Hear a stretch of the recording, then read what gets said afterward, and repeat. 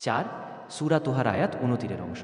Islamic দৃষ্টিকোণ থেকে বশীকরণ বা কাউকে জাদুটোনার মাধ্যমে নিয়ন্ত্রণ করা সম্পূর্ণ নিষিদ্ধ এবং এটি শিরকের পর্যায়ে পড়ে। তবে ইসলামে মানুষের মন জয় করার জন্য বা নিজেদের মধ্যে ভালোবাসা বৃদ্ধির জন্য পবিত্র কোরআন ও সুন্নাহর ভিত্তিতে দোয়া করার শিক্ষা দেওয়া হয়েছে। যদি আপনি স্বামী স্ত্রীর মধ্যে মিলমিশ বা প্রিয়জনের সঙ্গে সুসম্পর্ক চান, তবে নিচের আমলগুলো করতে পারেন। 1 সূরা আল ফাতিহা।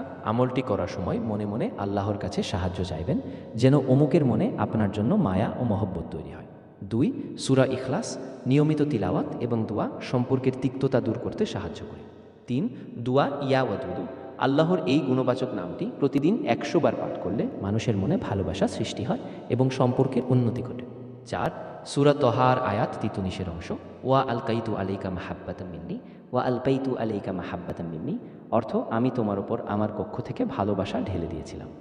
সতর্কতা: 24 ঘন্টায় কোনো অলৌকিক ফলাফল পাওয়ার আশা করা বা কোনো তান্ত্রিক কবিরাজের আশ্রয় নেওয়া ঈমানের জন্য ঝুঁকিপূর্ণ। যে কোনো আমল কবুল হওয়ার পূর্বশর্ত হলো 5 ওয়াক্ত নামাজ আদায় করা এবং হালাল পথে চলা। আল্লাহর উপর পূর্ণ ভরসা রেখে দোয়া করুন, কারণ আল্লাহই মানুষের অন্তর পরিবর্তন করার মালিক। ভালো ব্যবহারের মাধ্যমে মানুষের মন জয় করা ইসলামের অন্যতম শিক্ষা। তাই দুয়ার পাশাপাশি নিজের আচরণের দিকেও লক্ষ্য রাখুন।